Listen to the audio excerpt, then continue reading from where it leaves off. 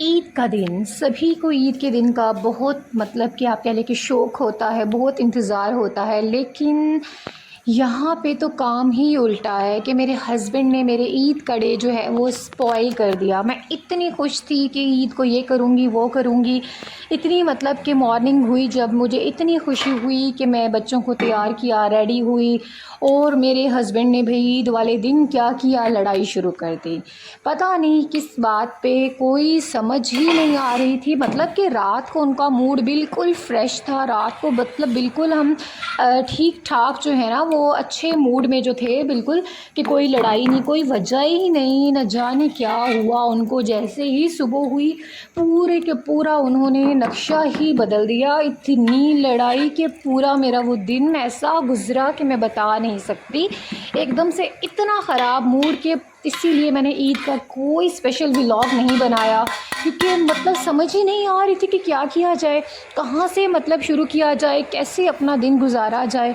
तो बहुत मतलब कि मेरा तो दिन ईद का ना रोते धोते गुजरा है। उसके बाद जैसे ही आप कह लें कि ये 3 डेज़ ईद के जो हैं वो ख़त्म हुए हैं ना, उस इंसान को ना होश आ गया है और वो इंसान ऐसे फ्रेश हो गया जैसे उसने कुछ किया ही नहीं। तो मतलब कि समझ ही नहीं आती कि इन मर्द हज़रात की कि इनको हो क्या जाता है, इनके अंदर कौन से ऐसे जिन घुस जाते हैं कि मतलब कि आप जो है ना कोई इवेंट अच्छा गुजरने ही नहीं दे सकते। और मेरे हस्बैंड तो कुछ ऐसे ही हैं कि यकीन जाने वो हर इवेंट मेरा स्पॉइल कर देते हैं। मुझे समझ ही नहीं आती कि उन्हें मसला क्या है। कभी कभी ऐसा होता है कि जब मेरे बच्चे की बर्थडे थी तब उन्होंने मेरे बच्चे के बर्थडे का इवेंट स्पॉइल कर दिया। मतलब कि इतना उन्होंने कोहराम मचाया उस बर्थडे पे भी कि मुझे समझ ही नहीं आती कि इन्हें हो क्या जाता है। न जाने ये क्यों कोई खुशी सेलिब्रेट नहीं कर पाते। मेरी बर्थडे पे उन्होंने तब लड़ाई करनी होती है, हमारी एनिवर्सरी आई तब उन्होंने लड़ाई करनी होती है। कि मतलब समझ ही नहीं आती कि या अल्लाह, यकीन जाने जब भी मेरी लाइफ में कोई इवेंट आना होता है ना तो मैं बस यही सोचती हूँ, या अल्लाह ये इवेंट अच्छा गुजर जाए, या अल्लाह इस इवेंट में कोई मसला ना हो। लेकिन फिर भी कोई ना कोई ऐसा मसला हो जाता है कि मैं पागल हो जाती हूँ। वो इवेंट मेरा सारा स्पॉइल हो जाता है कि वजह से मेरी कोई खुशियों को ना मतलब नज़र लग जाती है। मैं अपनी खुशी को सेलिब्रेट नहीं कर पाती। पता नहीं मुझे क्या, मुझे समझ ही नहीं आती कि मैं ऐसा क्या करूं। अब यहाँ पे जो है ईद का चौथा दिन है और मैं आज व्लॉग बना रही हूँ। यकीन जाने मेरा मूड इतना स्पॉइल हो गया था, मुझे समझ ही नहीं आ रही। ना मैं अपनी मदर के घर गई हूँ, फिर ईद के कहीं तीसरे दिन जाके मैं अपनी मदर की तरफ गई हूँ और वहाँ पे थोड़ा सा जाके मैं फ़्रेश हुई हूँ। कि पहले तो मतलब ऐसे दिन मैं मतलब कि फर्स्ट डे जो है ना अपनी मदर के घर चली जाती थी। वो मतलब कि मेरी मदर जो है वो सेम सिटी में है और मतलब कि है ना ईज़ी होता है जाना आपको। मतलब एक फ़्रेश हो जाते हो आप, बहुत इंजॉय करते हो, अपनी माँ बाप से मिलते हो और फिर बस लेकिन खुशियाँ मतलब एक इंसान इतना स्मूथली चल रहा था, न जाने उसको हो क्या जाता है, पता नहीं क्या है। मैं तो बस हर वक्त अल्लाह पाक से दुआ करती रहती हूँ कि या अल्लाह इस बंदे का मूड जो है ना वो बिल्कुल ठीक रहे। मतलब एकदम से इतना सीरियस हो जाता है ना कि बस ऐसे लगता है कि जीना मरना अब ख़त्म कर देगा। बस ऐसे हो जाता है कि जैसे बस अब ख़त्म है, निकलो यहाँ से, भागो यहाँ से, चले जाओ यहाँ से। उफ़ अल्लाह, अब जाके चौथा दिन है और ईद का पुरसुकून गुजरा है और अब जाके सारी चीज़ें जो है ना वो इतनी काम डाउन हुई हैं अल्हम्दुलिल्लाह से कि फिर अब मैं जाके जो है वो नाश्ता सुकून से कर पा रही हूँ। वरना तो मैं कोई नाश्ता का मुझे होश नहीं, ना मैंने कोई ईद का गोश्त संभाला, ना मैंने कोई ईद की कोई खाना वगैरह बना के खाया। मतलब ऐसे गुजर रहे थे दिन मेरे कि जैसे बस पता नहीं क्या हो गया है, पता नहीं ऐसा क्यों होता है, मेरे साथ ऐसा होता है, सभी के साथ ऐसा कुछ ना कुछ हो जाता है।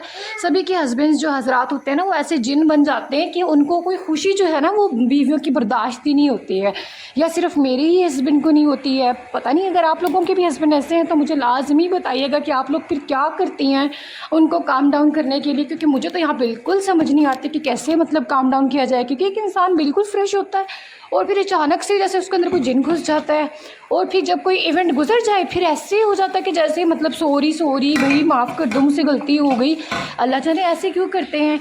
अब यहाँ पे जाके मुझे सुकून आया है तो मैंने आज नाश्ता वगैरह जो है वो अपना किया है और फिर स्लाइस वगैरह उनके लिए बनाए हैं। मतलब कि औरतें चाहे बेचारी जितना भी दुखी हों, चाहे उनके हस्बैंड उनसे मतलब कि बदतमीज़ी भी करें, लेकिन फिर भी बेचारियों ने घर के काम तो करने ही होते हैं ना। जो वो तो घर के काम नहीं छोड़ सकती ना। मर्द हजरात का क्या, वो तो चले जाते हैं छोड़ के, जाओ अपना काम करो, जाके निकल जाओ यहाँ से, चले जाओ यहाँ से। मतलब मर्दों को तो क्या होता है, कोई फ़र्क नहीं पड़ता। फ़र्क यहाँ पे पड़ता है एक माँ को, जो माँ होती है उसने पूरे घर को संभालना होता है। तो बस यहाँ पे मैं भी अपने बच्चों की खातिर ना अपनी ज़िंदगी गुजार रही हूँ। जैसे मेरे बच्चे अल्लाह पाक इनको ज़िंदगी दे, सलामत रखे। क्योंकि इंसान कहते हैं ना औरत का कोई घर नहीं होता, वाकई मुझे लगता है औरत का कोई भी घर नहीं होता। बस अल्लाह पाक जो है ना मुझे इतना इंडिपेंडेंट बना देना कि अल्लाह पाक मुझे इतना दे ना कि बस इंशाल्लाह मैं भी अपना पर्सनल घर बनाऊँ, अपने बच्चों का घर बनाऊँ, जिसमें मतलब कोई मुझे ये ना कहे कि चल जा निकल जा यहाँ से, ही तेरा घर नहीं है। तो बस ऐसा ही ज़िंदगी में इंसान की चल रहा है कि बस अल्लाह पाक जो है ना, मैं कहती हूँ हर बेटी को ना उनका अपना घर पर्सनल देना चाहिए, ताकि उस बच्ची को कोई प्रॉब्लम ना बने और बच्ची जो है वो हमेशा अपने घर में खुश रहे। कम से कम एक बच्ची का अपना पर्सनल घर होना चाहिए। बस मैं भी अपनी अल्लाह पाक से दुआ करती हूँ कि अल्लाह पाक मैं जिस काम में हूँ ना, अल्लाह पाक मुझे इसी में इतना कामयाब कर दे, क्योंकि मैं घर से बाहर निकल के कोई काम नहीं करना चाहती हूँ। क्योंकि अगर घर से बाहर के निकल के काम करना है ना, तो फिर डेफिनेटली ज़िंदगी तो फिर बर्बाद है। एटलीस्ट घर में रह के इतनी ज़्यादा ज़िंदगी कॉम्प्लिकेटेड हुई है, निकल के तो फिर वैसी ज़िंदगी ख़त्म हो जानी है।